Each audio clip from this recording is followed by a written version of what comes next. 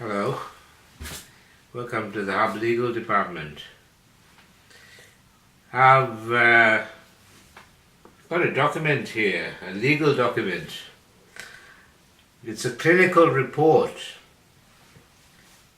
Queensland Government, Mental Health Review Tribunal and their logo.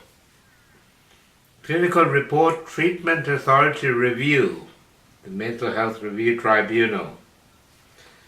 It was first signed by Tarun Sehgal.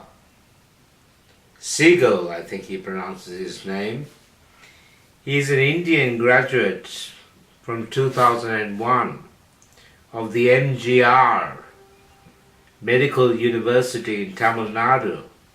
He had further training in London and Ireland.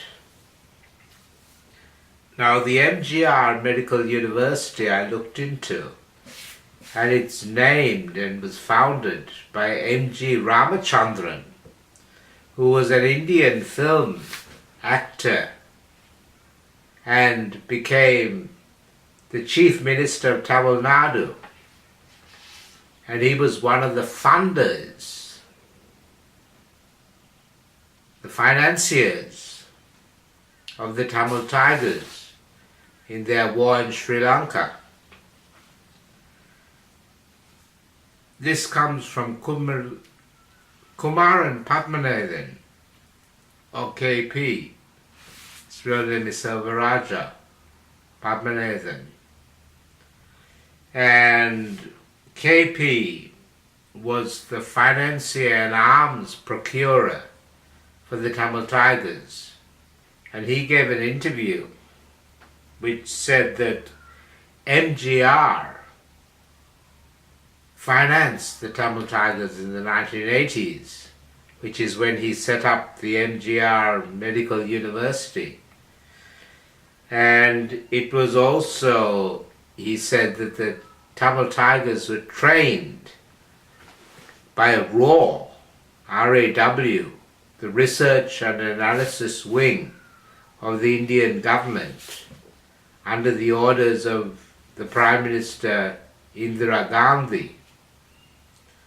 Ironically, Indira Gandhi's son, Rajiv Gandhi, was assassinated by the Tamil Tigers, leading to India being the first country to ban the Tamil Tigers as a terrorist group.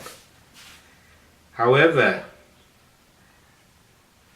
after 1991, when the ban came into effect, Tamil Nadu remained a key control center for the Tamil Tigers. But their international headquarters was in London in the early days, in the Tamil Information Center. That was their propaganda headquarters. And that is where Anton and Adele Balasingham operated from. Anton Balasingham was the political leader and strategist of the Tamil Tigers by his own claim. There's a little bit more to the story. His wife, Adele Balasingham, was an Australian-trained nurse from Victoria, and she headed the women's wing of the Tamil Tigers and wrote a book saying that the Tamil Tigers were on the side of women's liberation. Now, that is not what the Tamil Tigers were about. They were about a suicide cult to protect the male leadership, and they sacrificed numerous young Tamil women who were banned from wearing a pottu on their forehead, which represented the third eye of Shiva in Hindu mythology. Now, Tarun Sehgal has been my psychiatrist for the last 3 months or so, 3 or 4 months. The first time he met me, he decreased the dose of paliperidol that the hospital had me on from 100 milligrams a month to 75 milligrams a month. But he has refused to lower it further than that. And Tarun Sehgal's English is not fantastic, despite his training in England. And he has retained most of this report from the previous report. He's added a small section called Last Medical Review, Dr. Tarun Sehgal. He's added that. Then he's added an MSE. MSE stands for Mental State Examination. He's added that paragraph. And he has changed the diagnosis, so he has added to the diagnosis. The previous report was by a Pakistani woman by the name of Ghazala Watt. Ghazala Watt had changed the diagnosis from psychotic disorder and not otherwise specified to paranoid schizophrenia. She also increased the injection from 75 to 100 milligrams and asked me what I had against the Tamil Tigers. The case manager, who's named in here, Raghavan Raman, thinks that the Tamil Tigers were activists rather than terrorists, and thinks that Rajiv Gandhi was killed not by the Tamil Tigers, as they have admitted in fact, but by Sonia Gandhi, his wife, because she wanted to become Prime Minister of India. Now Raghavan Raman has been removed as my case manager and his place has been taken by Nigel Lewin, who's an English-trained nurse with a master's degree in tropical medicine from the University of Queensland. And this report says at the end, the report was prepared by Nigel Lewin. Now I asked Nigel about this and he said he didn't write the report and that the report was prepared by Tarun Sehgal.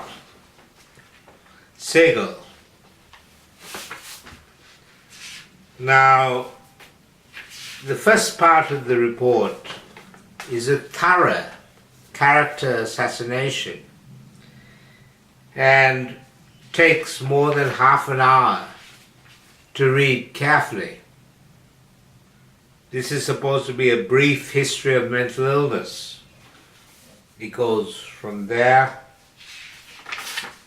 over the whole of the next page in small writing that needs glasses to read it. All of that, and then he's updated since last hearing that section there.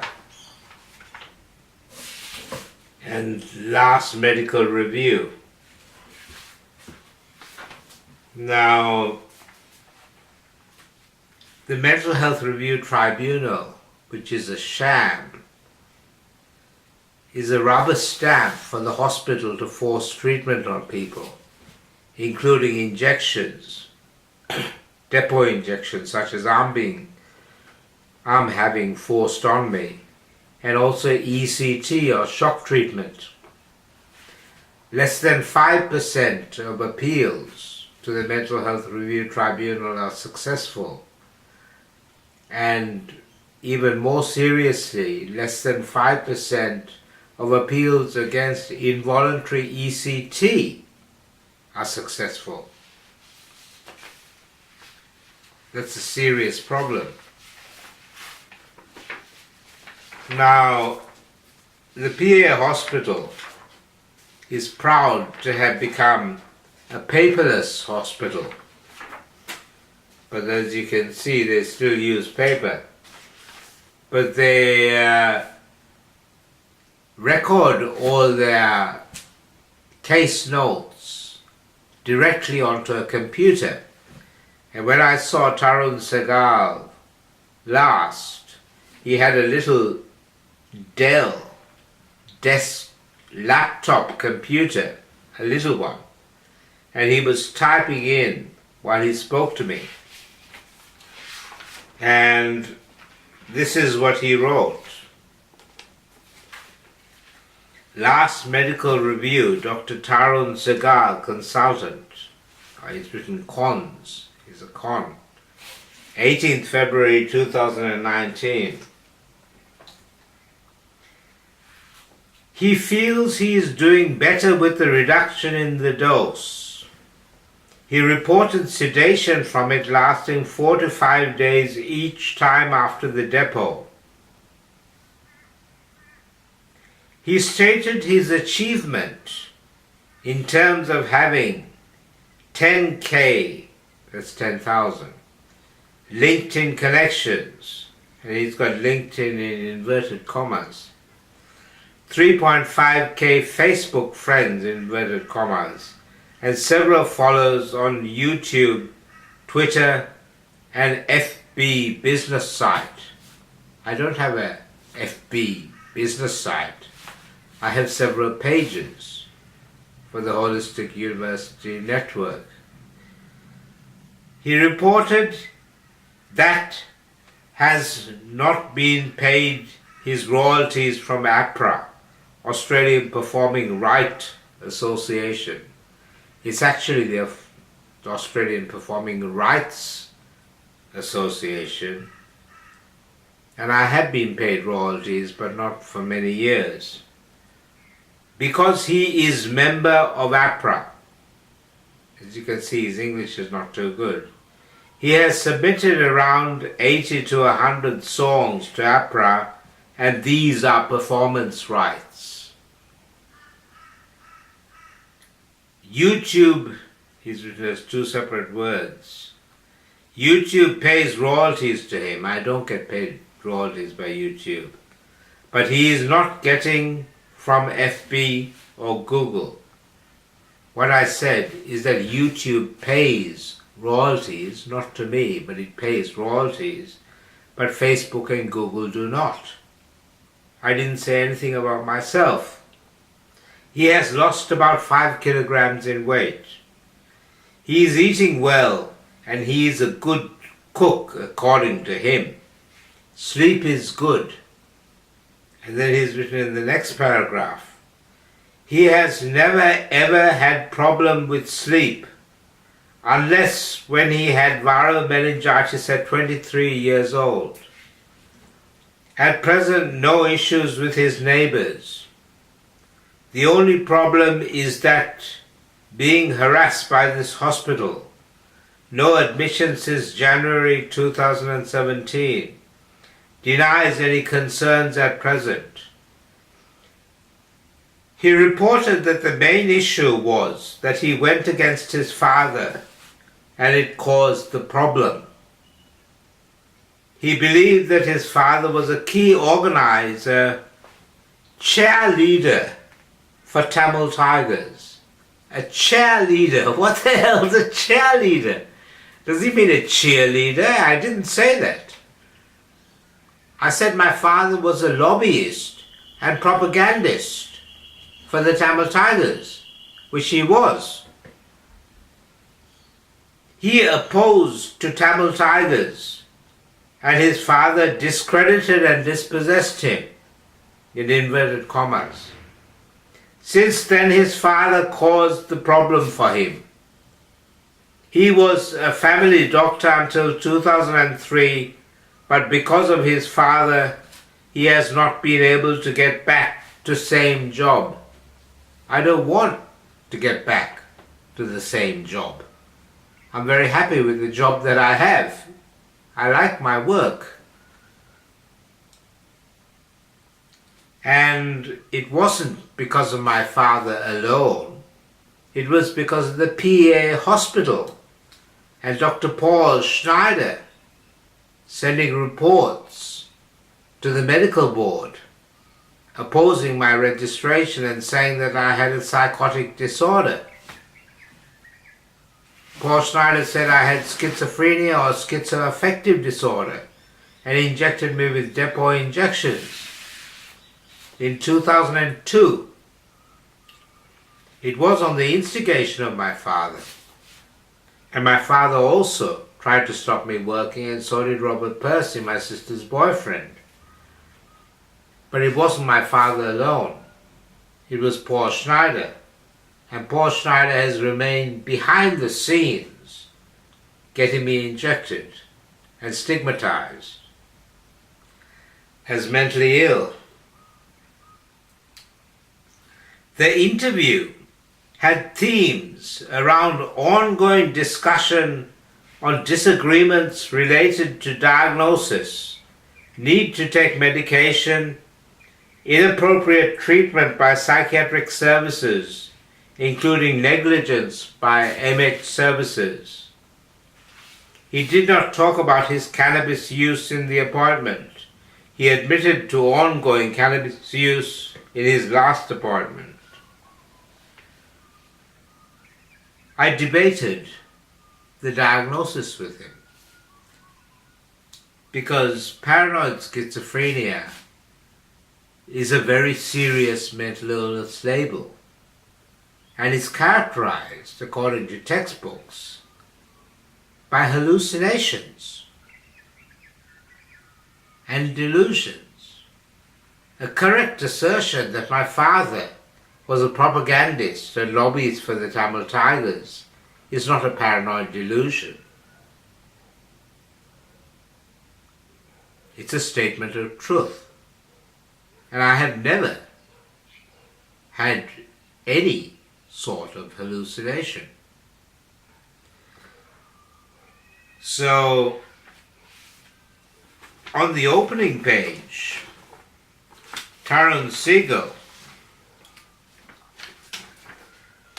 has added to the diagnosis of mental illness: primary, paranoid schizophrenia; secondary, mental and behavioral disorders due to the use of cannabinoids, harmful use.